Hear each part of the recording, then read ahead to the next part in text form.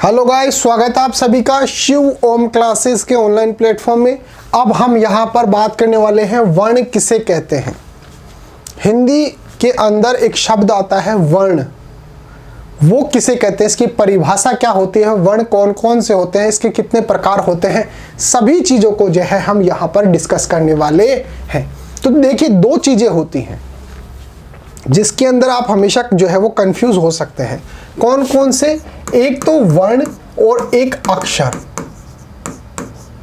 दो चीजें हो सकती हैं, एक तो वर्ण और एक अक्षर। तो वर्ण क्या होते हैं और अक्षर क्या होते हैं, इन दोनों चीजों में क्या डिफरेंस होता है, इसके बारे में भी जो है हम यहां पर डिस्कस करने वाले हैं। बिल्कुल बेसिक से आपको ये चीजें जो है हम आपको समझाएंगे। तो बने रहिए वीडियो के साथ। अगर वीडियो पसंद आता है तो लाइक और कमेंट जो है वो कर दीजिए, चैनल को सब्सक्राइब कर दीजिए। सबसे पहले बात करते हैं वर्ण की परिभाषा क्या होती है। वर्ण किसे कहते हैं? तो वर्ण जो है, वर्ण से आशय शब्द के उस लघुतम उच्चरित इकाई से है, उच्चरित इकाई से है जिसका और लघुतर विभाजन जो है वो नहीं किया जा सकता है। आप छोटे से छोटा कौन सा शब्द जो है वो बोल सकते हैं, कौन सा शब्द जो है वो उच्चारित कर सकते हैं, उस छोटी से छोटी इकाई को जो है वो क्या बोला जाता है, वर्ण बोला जाता है। और आपको ध्यान देना चाहिए कि वर्ण को जो है वो आगे और ज्यादा विभाजित नहीं किया जा सकता है। तो बोलने वाला जो सबसे छोटी इकाई होती है, बोलने की सबसे छोटी इकाई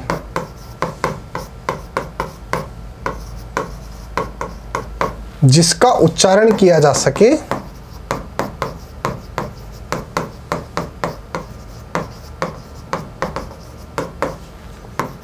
और मैं बोल रहा हूं सबसे छोटी इकाई, इसका मतलब जो है वो इसको और आगे जो है वो विभाजित नहीं किया जा सकता, इस इकाई को जो है वो और आगे तोड़ा नहीं जा सकता। यह सबसे छोटी उच्चारित जो है वो इकाई होती है। सबसे छोटी इकाई जिसको हम उच्चारित कर सकते हैं, बोल सकते हैं, उसको बोला जाता है वर्ण। तो वर्ण से आशय शब्द की उस लघुतम उच्चरित इकाई से है जिसका और लघुतर विभाजन जो है वो नहीं किया जा सकता है। मुंह से उच्चरित ए, आ, कै, ख आदि वर्ण है। वर्ण के लिखित रूप को जो है वो लिपि चिन्हों को जो है वो अक्षर कहा जाता है। अक्षर किसको बोलते हैं? वर्ण तो क्या हो गया, जिनको जो है हम बोल सकते हैं, और अगर बोले हुए शब्दों को अगर हम लिख दें तो उसको बोला जाता है अक्षर। तो लिखने की सबसे छोटी इकाई, सबसे छोटी इकाई उसको बोला जाता है अक्षर। तो वर्ण तो क्या हो गए, यहां से देखिए, वर्ण तो क्या हो गए, वर्ण तो हो गए जिनको जो है वो उच्चारित किया जा सकता है, वो सबसे छोटी इकाई, उच्चारित सबसे छोटी इकाई। बिल्कुल आराम से समझेंगे, कोई दिक्कत नहीं है। और अक्षर क्या होते हैं? लिखने की सबसे छोटी इकाई।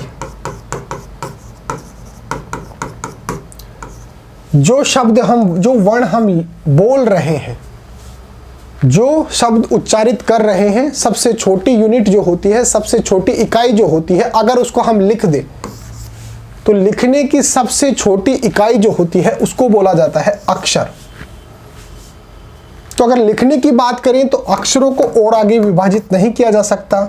उच्चारण की बात करें तो उच्चारण के दृष्टिकोण से इनको जो है वो और आगे विभाजित नहीं किया जा सकता, और आगे जो है वो तोड़ा नहीं जा सकता।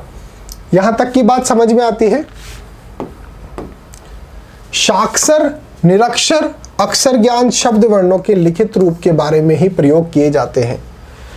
आपने अक्सर देखा होगा, साक्षर जो व्यक्ति पढ़ा लिखा होता है, बोल तो सभी सकते हैं, लेकिन पढ़ा लिखा किसको माना जाता है? जो बोलने के साथ साथ लिख भी सकता है, जो बोलने के साथ साथ लिख भी सकता है। तो यहां पे शब्द देखिए, स अक्षर, स अक्षर, अगर इसका संधि विच्छेद करेंगे तो क्या हो गया, स अक्षर, यानी कि अक्षर के साथ।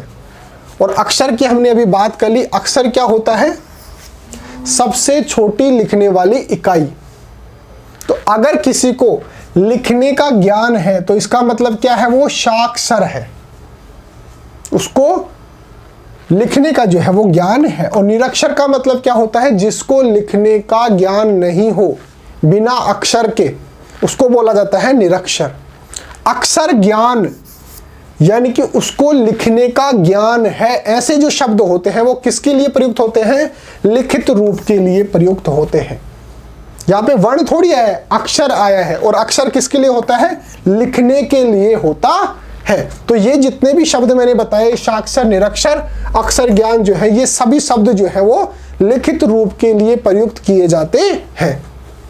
वर्ण ध्वनि का लघुतम रूप होता है। मैंने आपको बोला ना कि जिसको आप उच्चारित कर सकते हैं, वो छोटी से छोटी इकाई जिसको आप बोल सकते हैं, उच्चारित कर सकते हैं, उसको बोला जाता है वर्ण। तो वर्ण जो है वो किसका सबसे छोटा रूप है, ध्वनि का। अगर आप उच्चारित कर रहे हो तो इसका मतलब क्या है, ध्वनि उत्पन्न हो रही है। तो वर्ण जो है वो ध्वनि का लघुतम जो है वो छोटे से छोटा, लघुतम का मतलब हो गया छोटे से छोटा रूप है। इसे और आगे जो है वो विभाजित नहीं किया जा सकता, इसको और आगे जो है वो छोटे टुकड़ों के अंदर जो है नहीं तोड़ा जा सकता, क्योंकि ये जो है वो लघुतम इकाई होती है, ध्वनि की लघुतम इकाई होती है। वर्ण क्या होता है, ध्वनि की लघुतम इकाई, जिसको जो है उच्चारित किया जा सकता है। और अक्षर क्या होता है, वह लिखने का सबसे छोटी इकाई जो होती है वो होती है अक्षर। अब हम थोड़ी सी बात कर लें कि हिंदी के अंदर कितने वर्ण होते हैं। हिंदी के अंदर कितने वर्ण होते हैं, तो सबसे पहले तो आप याद रखेंगे कि वर्ण क्या होते हैं, छोटी से छोटी इकाई जिसको आप उच्चारित कर सकते हैं, यानी कि ध्वनि की जो है वो सबसे छोटी इकाई जो होती है वो वर्ण कहलाती है। और अगर लिखने की बात करें तो वही चीज जो क्या हो जाती है, अक्षर हो जाती है। तो हिंदी के अंदर जो वर्ण होते हैं वो स्वर, व्यंजन, अनुस्वार और विसर्ग, ये 4 प्रकार के जो है वर्ण हो सकते हैं। कौन कौन से हो सकते हैं, स्वर हो सकते हैं, व्यंजन हो सकते हैं, अनुस्वार हो सकते हैं, और विसर्ग जो है वो वर्ण जो है वो हो सकते हैं। अब बात कर लेते हैं सर हिंदी के अंदर स्वर कौन कौन से होते हैं। हिंदी भाषा के अंदर स्वर कौन कौन से होते हैं, तो ए, आ, ओ, ई, उ, ए, ओ। इस प्रकार से 11 जो होते हैं, कुल मिलाकर हिंदी के अंदर 11 जो है वो स्वर होते हैं। हिंदी के अंदर स्वर कितने होते हैं, 11 जो है वो हिंदी के अंदर स्वर होते हैं। अब हिंदी के व्यंजन कितने होते हैं, हिंदी के अंदर व्यंजन कितने होते हैं, ये तो हमने स्वर की बात कर ली कि कितने होते हैं, 11 जो है वो हिंदी के अंदर स्वर होते हैं। अब बात कर लेते हैं कि सर व्यंजन कितने होते हैं, स्वर की बात हो गई, अब व्यंजन की बात कर लेते हैं। सबसे पहले तो हिंदी के अंदर जो हम यूज करते हैं संस्कृत व्यंजन। भाई हिंदी की उत्पत्ति कहाँ से हुई है, संस्कृत से हुई है। तो हमने जो संस्कृत से जो व्यंजन लिए हैं, सबसे पहले तो उनकी बात कर लेते हैं। तो संस्कृत के व्यंजन कौन कौन से होते हैं, ये होते हैं पूरे के पूरे कै, ख, ग, घ, अनुस्वार के साथ जो है वो पूरे के पूरे 33 जो होते हैं, 33 जो होते हैं वो होते हैं, क्या होते हैं, व्यंजन होते हैं संस्कृत के अंदर। तो अगर आपसे कोई पूछे कि भाई संस्कृत के अंदर व्यंजन कितने होते हैं, तो 33 यानी कि 33 जो है वो संस्कृत के अंदर व्यंजन होते हैं।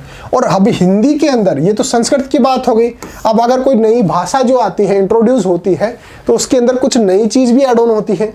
अगर पुरानी ही सब कुछ करनी थी तो संस्कृत ही काफी थी, हिंदी की जरूरत ही क्या थी। तो जब नई हिंदी का जो इंट्रोड्यूस किया गया, उसके अंदर जो है वो 2 जो है वो नए व्यंजन को ऐड ऑन किया गया, एक तो ड और एक ढ। ये 2 व्यंजन जो है वो हिंदी के व्यंजन माने जाते हैं। ये कौन से हैं, संस्कृत के। और ये किसके हैं, 2 व्यंजन किसके हैं, हिंदी भाषा के जो है वो व्यंजन है। न, मैं, र, ल के महाप्राण व्यंजक, न, मैं, र, ल के जो है महाप्राण व्यंजक जो है वो कौन कौन से होते हैं, न, मैं, र, ल।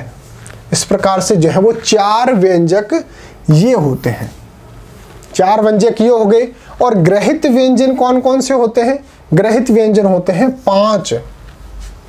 ग्रहित व्यंजन यानी कि जो दूसरी भाषाओं से हमने व्यंजन लिए हैं।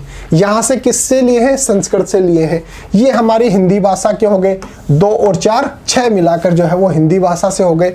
और ग्रहित व्यंजन कितने हो गए? 5, जो हमने कौन कौन सी भाषा से लिए हैं? अरबी फारसी से जो है हमने कौन कौन से व्यंजन लिए हैं? 3।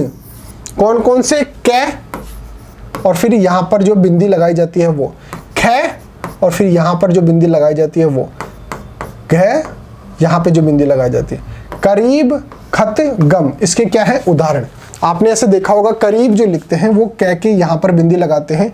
तो ये कौन से व्यंजन हैं? ये अरबी फारसी से लिए गए व्यंजन हैं। फिर अरबी फारसी अंग्रेजी से ग्रहित व्यंजन कौन कौन से हैं? 2 हैं। जय, जय के यहां पर बिंदी, जमीन, फै, फै के यहां पर बिंदी, फायदा। ये 2 व्यंजन जो है वो कहां से लिए गए हैं? अरबी फारसी अंग्रेजी से ग्रहित व्यंजन है।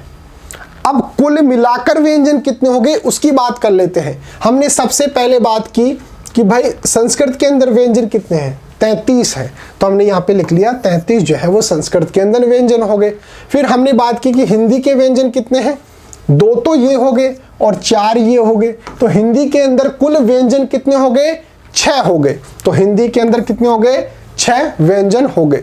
फिर हमने जो दूसरी भाषाओं से व्यंजन लिए हैं तो 3 तो यहां से लिए हैं, अरबी फारसी से ग्रहित व्यंजन, और अरबी फारसी अंग्रेजी से ग्रहित व्यंजन जो है वो कितने हैं? 2। तो 3 और 2 5 जो है वो ग्रहित व्यंजन हो गए। तो 33 + 6 + 5 कुल मिलाकर 44 जो है 44 जो है वो कितने क्या हो गए? हिंदी भाषा के अंदर व्यंजन हो गए। तो स्वर कितने होते हैं हिंदी के अंदर? 11। स्वर कितने होते हैं? 11। और व्यंजन कितने होते हैं? 44 जो है वो हिंदी के अंदर व्यंजन होते हैं। और कौन कौन से होते हैं वो भी मैंने आपको यहां पर बता दिया। फिर भी कोई दिक्कत आ रही है तो आप कमेंट में हमारे को कोई भी प्रश्न जो है वो पूछ सकते हैं। आपके हर एक प्रश्न का जो है वो उत्तर दिया जाएगा। वीडियो पसंद आ रही है तो कमेंट करो, लाइक करो, शेयर करो और सब्सक्राइब चैनल को जरूर कर देना। चलिए आगे बढ़ते हैं। हिंदी के कुल व्यंजन कितने हो गए? 44 हो गए। कुछ लोग वैल्यू, यहाँ पे वै के जो यहाँ पे बिंदी लगाती है वैल्यू, वॉइस वै के यहाँ पे में दंतोष्ट वै को भी अलग ग्रहित व्यंजन मानते हैं। कुछ लोग जो है वो वै को भी जो है वो अलग ग्रहित यानी कि दूसरी भाषाओं से लिए गए व्यंजन मानते हैं। तो वह भी जो है यहाँ पर कुछ लोग जो है उसको अलग से व्यंजन मानते हैं। तो आप जो है वो 44 व्यंजन मानेंगे और कुछ लोग जो है वो उसको भी वह जो होता है जिसके यहाँ पर बिंदी लगी होती है यहाँ पे, उसको भी अलग से व्यंजन मानते हैं। इस बात को भी आप ध्यान में रखना। फिर बात करते हैं अनुस्वार। अनुस्वार कितने होते हैं हिंदी के अंदर? य, र, ल, व, श, श, स, ह से पहले आने वाले नासिक के वर्ण जो होते हैं जिनको ऐसे लिखा जाता है वो कितने होते हैं? 1 जो है वो अनुस्वार होता है। और विसर्ग, विसर्ग भी 1 होता है। जैसे या शब्द के बाद जो ऐसे लगाते हैं ना, अतः, ऐसे लिखते हैं ना अतः, तो ये क्या है? ये है विसर्ग। तो ये कितने होते हैं हिंदी के अंदर? 1। तो कुल मिलाकर हिंदी के अंदर कितने जो वर्ण हो गए? हमने जो बात की कि 11 तो क्या होते हैं? स्वर होते हैं। फिर हमने बात की कि 44 जो है वो क्या होते हैं? व्यंजन होते हैं। और कई बार जो है वो एक व्यंजन और मान लिया जाता है, वो क्या मान लिया जाता है? वह। और फिर हमने बात की अनुस्वार कितने होते हैं? 1 होता है अनुस्वार और 1 होता है विसर्ग। तो कुल मिलाकर 11 + 44 + 1 + 1 कितने हो गए? 56 हो गए। और कई बार अगर वै को भी मान ले, इस वै को भी मान ले तो कितने हो गए? 57 जो है वो टोटल कुल मिलाकर हिंदी के अंदर वर्ण होते हैं। तो कुल मिलाकर हिंदी के अंदर कितने वर्ण हो सकते हैं? 56 या फिर 57। अगर वै को मिला लेंगे तो 57 57, और अगर वै को नहीं मिलाएंगे तो हमारे पास कितने होते हैं? 56 जो है वो कुल मिलाकर वर्ण हिंदी के अंदर होते हैं। तो अगर यहां तक की बात समझ में आती है तो आप जो है वो कमेंट करके और हमारे को जो है बता सकते हैं। तो ये था हमारे पास आज का सेशन। वर्ण किसे कहते हैं, कौन कौन से होते हैं, कितने प्रकार के होते हैं, वर्ण और अक्षर के अंदर क्या फर्क होता है, इन सभी चीजों को जो है हम यहाँ पर डिटेल के अंदर डिस्कस कर चुके हैं। फिर भी अगर कोई दिक्कत आती है या फिर अगर आपको अपनी क्लास का कंप्लीट स्टडी मटेरियल चाहिए, जैसे नोट्स, वीडियोस, मॉडल पेपर, ये सभी कुछ चाहिए, तो प्ले स्टोर से शिव ओम क्लासेस नाम से हमारी जो ऐप है वो डाउनलोड कर लीजिए। इसके अंदर आपको सब कुछ फ्री के अंदर मिलने वाला है।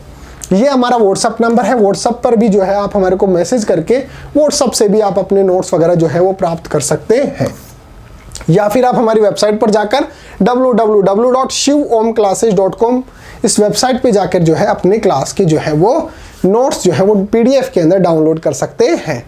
तो मिलते हैं अगले टॉपिक के साथ, तब तक बने रहिए शिव ओम क्लासेस के ऑनलाइन प्लेटफॉर्म के साथ। Thank you so much.